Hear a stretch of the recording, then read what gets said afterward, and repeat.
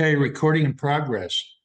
I'm here with Les Jones, the mastermind behind Contemporary Collage Magazine. And we're just two collage artists sitting here shooting the bull about who knows what. We don't have a plan. We're just going to start talking and, just a couple of collage dudes uh, shooting the bull about whatever. So it's Okay, always go, good. Les. It's always good not to have a plan, Cecil. I agree. So go ahead.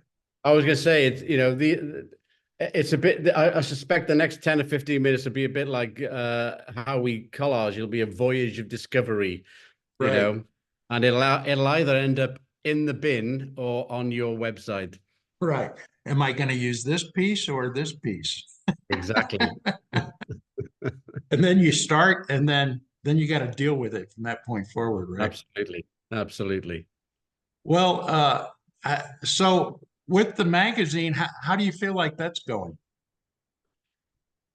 It's going very well, Cecil. It's kind of And exceeded what my. made you decide on such a madness as starting a magazine? Well, I mean, there is a story behind that.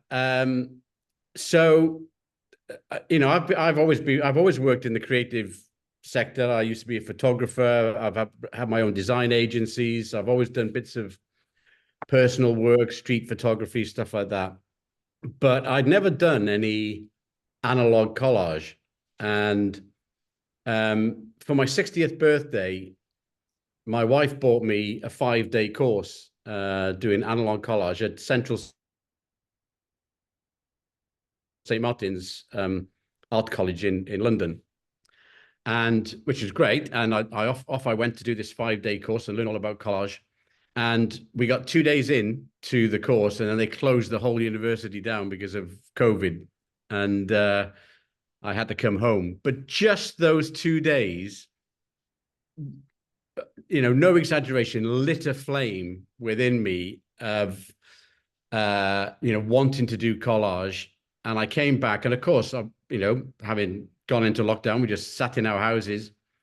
So I threw myself into collage. In fact, for the first 4 months of the pandemic, I collaged the pandemic. I bought the newspapers every day. I thought it was such a momentous moment in time. So I bought the newspapers every day, cut them up, and I created collage about what was happening in the world. Right. And then I kind of moved on and started experimenting with other stuff. And after a few months, I thought to myself, do you know what? I need to get some inspiration. I need to see what other artists are doing out there. And I thought, well, I'll buy some magazines. I'll buy some collage magazines and Good luck with that, right? Exactly, yeah.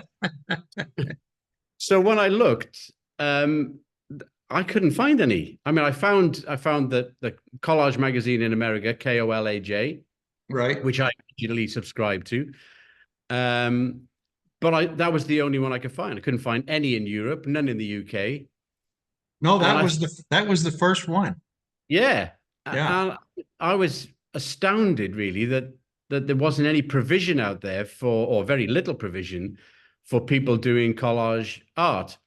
And I'd already put together a few magazines. I have a one-man creative magazine called Elsie. And so I kind of knew how to put a magazine together. And during the pandemic, at the beginning, I'd done a few digital versions of that as well. So I had an inkling of what to do. So literally, almost kind of on the spur of the moment, having not been able to find any magazines, I thought, right, okay, I'll set one up myself. I'll have to make one. I'll make one. If there's nothing there, I'll create it. Well, that's what I did in the mid 90s. There isn't any museum for collage art, so I'll just start one. Yeah.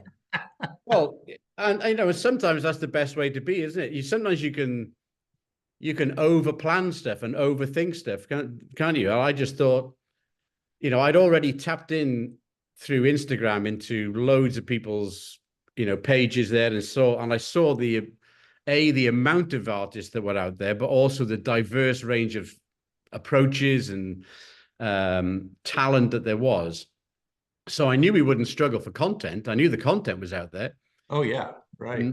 But I was, And a I was, lot of amazing collage artists.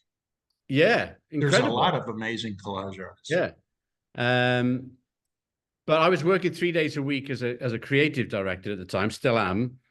So I knew if the magazine had to have any chance of being a success, it couldn't just be me doing it in a spare hour or two. It had to have some serious kind of resource behind it. So my daughter Molly, who's also a graphic designer, had not long had a baby and was looking for kind of a change in direction. And I said to her, well, look, I'm going to set this magazine up. Why don't you come on board and help me to do that? So she came on board, and we kind of planned it in terms of, you know, getting some content in and starting to think about what it should look like and how it should be done, probably for 2-3 months. And then we launched it. We launched it in September 21. And, you know, the rest, as they say, is history. Yeah, But it's going well. We would like more subscribers, you know, to kind of make us feel more confident that we can sustain it going forward. right. I'm Well, just that's speaking. always the problem with small specialty magazines, right? Yeah, Like exactly. from the early 20th century, you know, you had all those fantastic new art magazines going on, but you know, they could only stay sustained for like a year or I two. know. I And know. they had to kind of shut down. They just couldn't do it anymore. But And we've been doing it all through subscription, so we don't have any advertising in the magazine, so there's no income coming from that particular direction. Um, but you know, it's going okay. I'm speaking to you from our new studio, which we've kind of taken over just after Christmas, and we've now created a space where we can work and produce the magazine, but we've also created a space where we can host workshops as well. So we see, you know, the kind of the plan for the magazine is the magazine will sit in the middle as the center of everything, and then we'll kind of sprout other stuff off for the magazine, like workshops, like the challenges that we you know produce and send out. So it's a very, very exciting time, but it's also slightly daunting in terms of I could right, easily have 4 more people here working every day and probably still not have enough people. So we're always playing catch up a little bit, trying to get stuff out on time. But you makes know, it's sense. Yeah. yeah, it's good. So all right. So you're doing that, and Hmm. you're still working part-time I'm as a still creative working. Yeah. director. Yes. So what's your plan with your analog collage making? Well, yeah, that's a very good question. So, you know, that is the bit that I have to squeeze in when I've got a spare hour or two at the moment, because the magazine is pretty much full on. The creative director stuff is pretty much full on. Um, so I have to steal, you know, the odd Steal hour or two. time. I have to steal time. Yeah. You know, we've had a very busy week this week. We're talking on a Friday. I'm fingers crossed. I'm hoping I might get a day back here tomorrow when there's no one else here and I can just spend a day, you know, doing a little bit of work myself. But yeah, Right. it's Which is not easy. kind of ironic, right? Because that was your whole point Yeah. was to make collages. Yes. Yeah. And then It, you've kind of worked your way out of it in a certain way. I've allowed my kind of entrepreneurialism to overtake my creativity. That's the thing. Well, yeah, So it kind of goes like that, right? But you basically leaned into where your skills were already at, right? With the magazine. yeah, yes, you know, I started producing a kind of a one-man magazine in an ad hoc way. It kind of comes out when it comes out. It doesn't come out regularly. And I kind of did it for about 7 or 8 years. And Um, what is that magazine? I mean, you so said it's called Elsie right, magazine. Elsie. Yeah. So You can check what's the it out. content of that? So the reason I set that magazine up was I was doing lots of personal work. I'd not long done an MA in fine art just to kind of get my juices flowing again, if you like. I was doing lots of street photography. I was doing, I was finding stuff on the street that I was picking up and collecting, and having hoarding these little interesting things I was finding. But this was before you started collaging. Yeah, absolutely. Okay, I interesting. was still producing a lot of work, a lot of But you were personal. still a hunter-gatherer already I at that. was, yes, I was, and I just thought, I'm doing all this work. I'm collecting all this stuff. I need a receptacle. I need somewhere to put it. Right. So, I thought, well, I'll start a The magazine. magazine. And then I've got a kind of raison d'etre, if you like. I've got a reason to actually produce these things and put them in a magazine. So I launched the magazine. Interestingly, it's called Elsie Magazine because my middle name is Colin. Yeah. I'm watching your face. I'm still waiting for the joke to kick in that I don't get Well, yet. it's not a joke, but it normally fools people. They'll think you named it Elsie because your middle name is Colin, but it's actually very simple because my first name's Les, my second name is Colin, and the initials are LC. LC. Okay. So I Right. called it Elsie. That's how it came about. And I've really enjoyed doing that. In fact, I haven't done it since before the lockdown, but that itch is back. The itch is back for me to kind of produce another issue, and I think I probably will do this year as well. So Um, do writings in it too?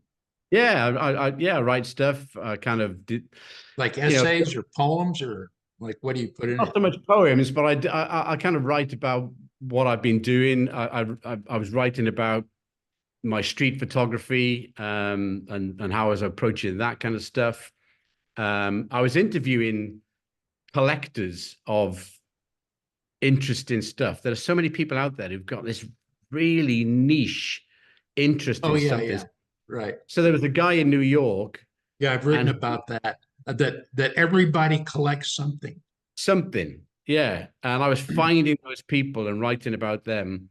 And so there's one guy in New York who collects the security patterns on the inside of envelopes. Oh yeah. You, I love you know, those. yeah. And he had a collection of, like, I don't know, 60 or 70 of different, he was trying to find out how many patterns there were out there. Yeah, yeah. So I was finding those kind of interesting, slightly off the wall, wacky people that, seemed to fit in with my mindset. And I was interviewing those. Well, I was, and they're essentially like collage artists, right? yeah, absolutely. Yeah. Collagists are collectors like that as well. Yeah. Yeah. And I was actually doing lots of digital collage when I think back on it, because one of the things I was doing, and I still do, is I collect photographs of handmade typography. So, when you're in a big city and you're walking down the street and you see a sign for a cafe, and the owner of the cafe has written the kind of, bagels and cheese or whatever Specials for on the day or whatever. yeah, and they normally run out of space as they get towards the right hand side. Yeah, They haven't right. kind of allowed for it. And I photograph those signs, and then I scan them into my computer, and I kind of make fonts of them so that I Oh, can right. actually Yeah. use them as fonts. So I was doing stuff like that. So it was a whole mishmash of, Well, so you said you were interviewing a lot of these peculiar yeah, collectors, yeah, I was, yeah, and yeah. then that would become part of the content of That your would be part of the Elsie content. magazine. Yeah. And I was also Yeah, doing, very cool. I had another little thing that I called sticker stories. And what I do is I'd photograph those stickers that you see that people put on lampposts and, Oh, yeah, yeah, right. creative stickers and whatever. I'd photograph them, but then I'd find the people behind the sticker, and then I'd interview them and kind of get their story as to what they were doing creatively and stuff. So it was a whole range of little themes that were kind of running through Of the kind of magazine. underground art world, Yes, yes. certain way, right? Yeah, Yeah, as well as my own stuff, my own street photography and stuff like that. yeah, So very yeah, and cool. I just So took the how long is one of these magazines typically? How many pages? well, the last two I did are both 200 pages. 200 They're kind of pages? 200 pages, yeah. Okay, so a book essentially. Pretty much a Nice. book, yeah, Yeah, yeah. very Uh, cool. in And fact, then so you were selling those or how does yeah, I that was work? selling those, yeah. but I was selling them more as a kind of a hobby than a business. You Right. know, So are for they me, still for sale? they're kind of pretty much sold out, to be honest. Oh, You know, you're not going to pump out some new ones? I am going to pump out some new ones. You know, like, you know, what, second printing or whatever? Well, you never know, but you know that kind of that rareness of, you know, have you got a copy or haven't you got a copy? Oh, Kind of, right, right. I quite like that. I do have one or two boxes left over, you know, but Yeah. I'll have to get you one, Cecil. You know, Oh, yeah, you'll have to, yeah, bring them I to me or will. send them to me as mail art or I something. will. I'll I will send you do. something, some book back. I think I've done at least 40 books at this point. Yes. Yeah. All right. We'll have a book swap. Yeah, we'll have a book swap. That's a good idea. I Yeah. like it. Yeah. So, Cool. but the magazine's going well, and as you know, we did our first printed issue just before Christmas. So, Yeah, and I appreciate you putting me front and center on and that. yes, and you are there right at the start. We thought start with the good stuff and see where it goes from there. Yeah, let people get bored later in the issue. Exactly. Exactly. Grab them early. Grab them Grab early. them while they still have their attention. Exactly. It's So, kind of like being in the top three positions on Google or something. exactly. That's it. So, but I mean, we've been really pleased with that. The response to that magazine's been fantastic, and So because you know, you and me talked about that before you got around to printing that. yeah, When I saw you last spring, was you need yes, to make this into like a book or something. You know, take all the yeah, interviews and make them into a book.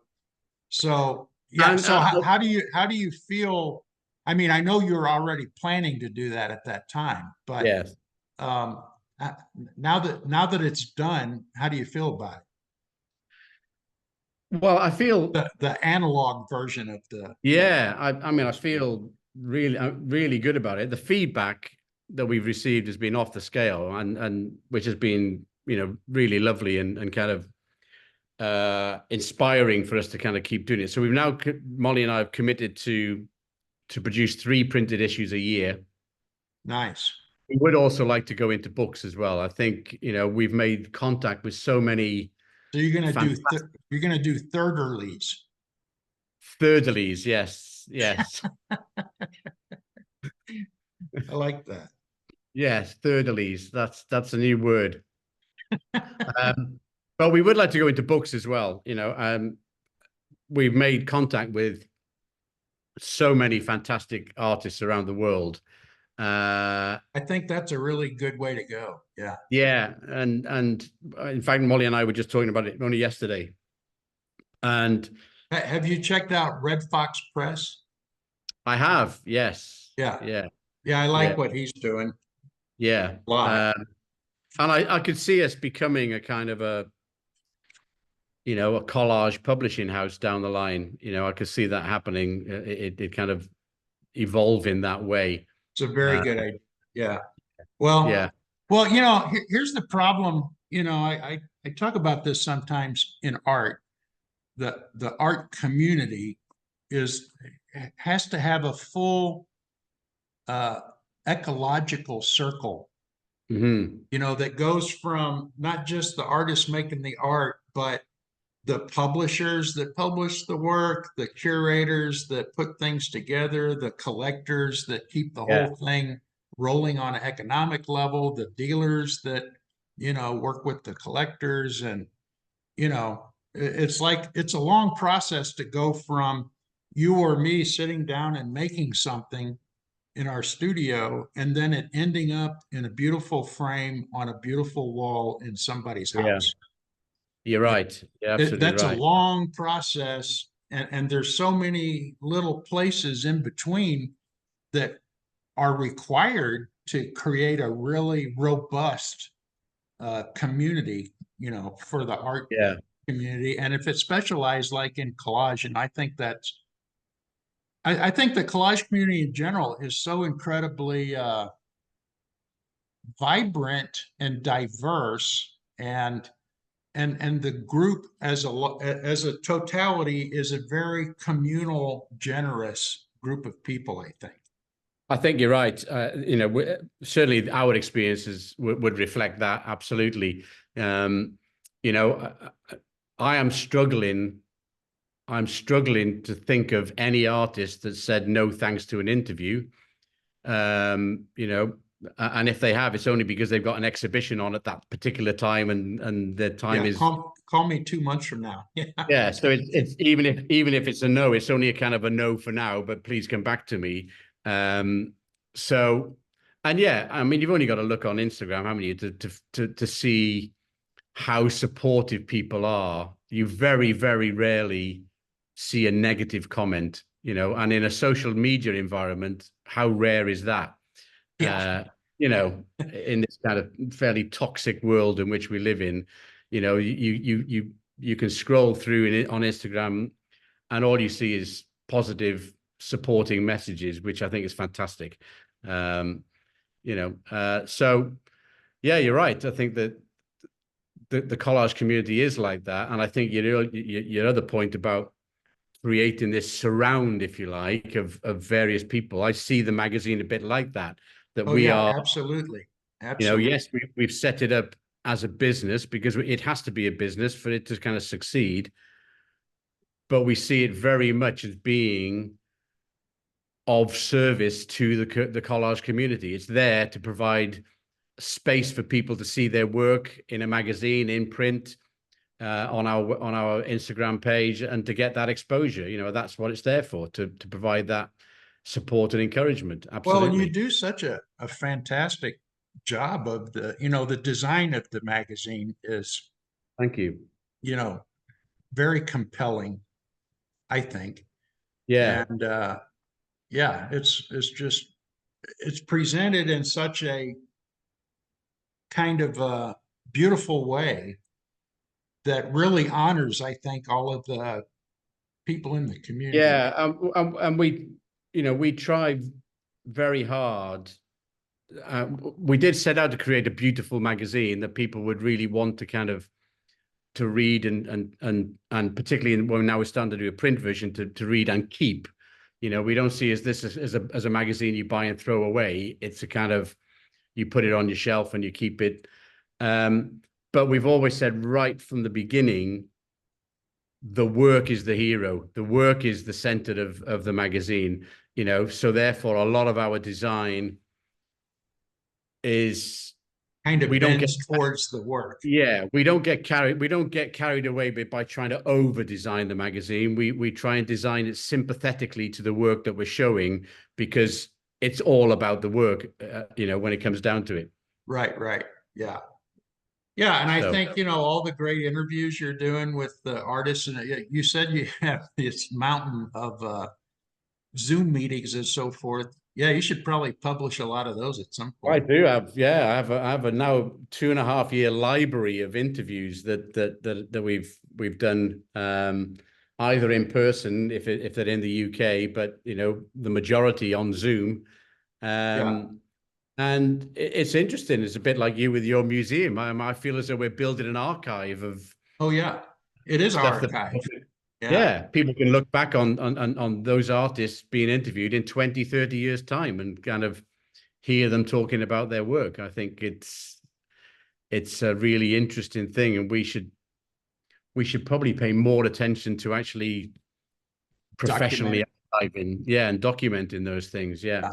Well, I had a teacher. He's actually a more of a sculptor, assemblage type artist named uh, Dalton Maroney that Hmm.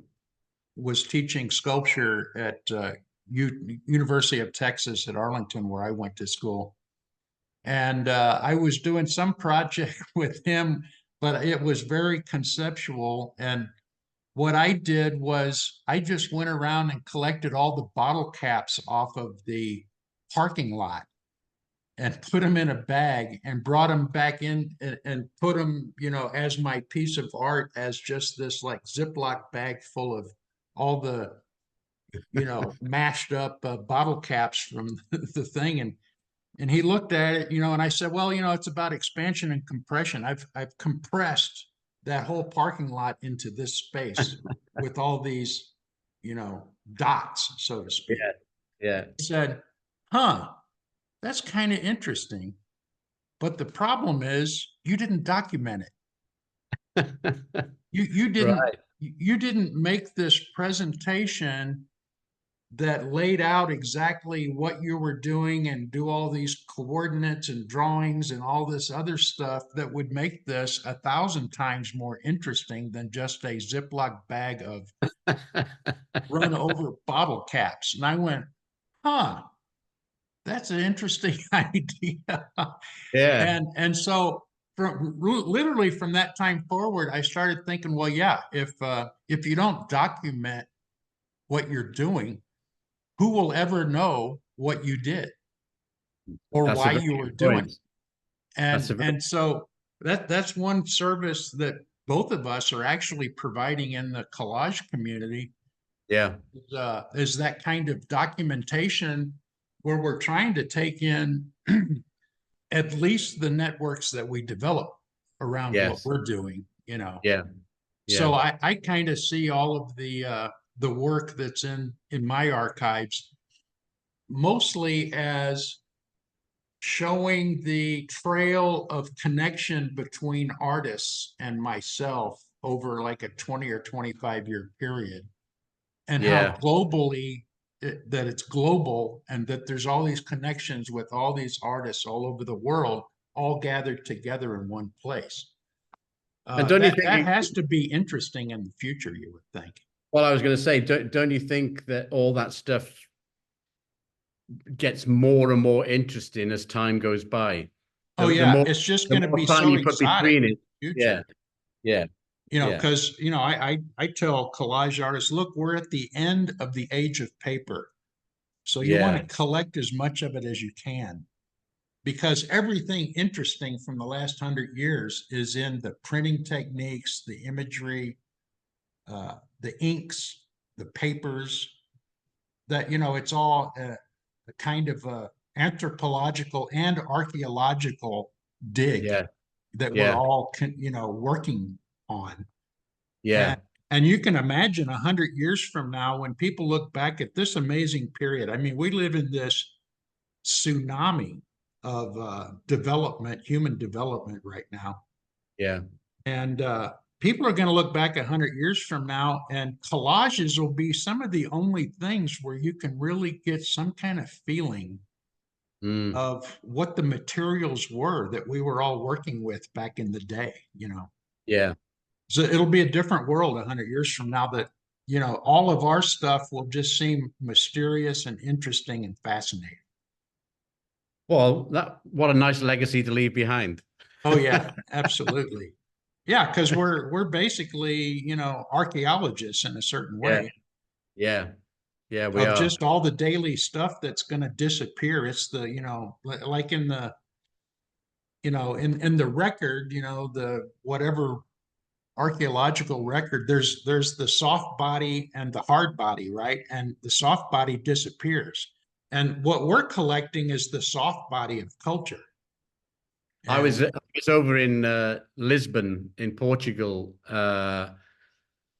back end of last year, kind of in the autumn of last year, and they've got some really good art galleries and museums in Lisbon, and one of them, the Museum of Modern Art, I went to, and I saw for the first time in the flesh, as it were, a collage by Jacques Villègle, oh yeah, and who used to kind of basically take these swathes of pasted up posters from the streets of Paris and dig almost kind of into them and dig into them and stuff like that. And what they've become. I mean, it was great to see it in the flesh and because it allows you to go right in and kind of see the tiny little details. But what that body of work has become is a kind of a social history of Paris from the 30s to the 80s or whatever, or even up to the 2000s. He's only recently passed away, hasn't he?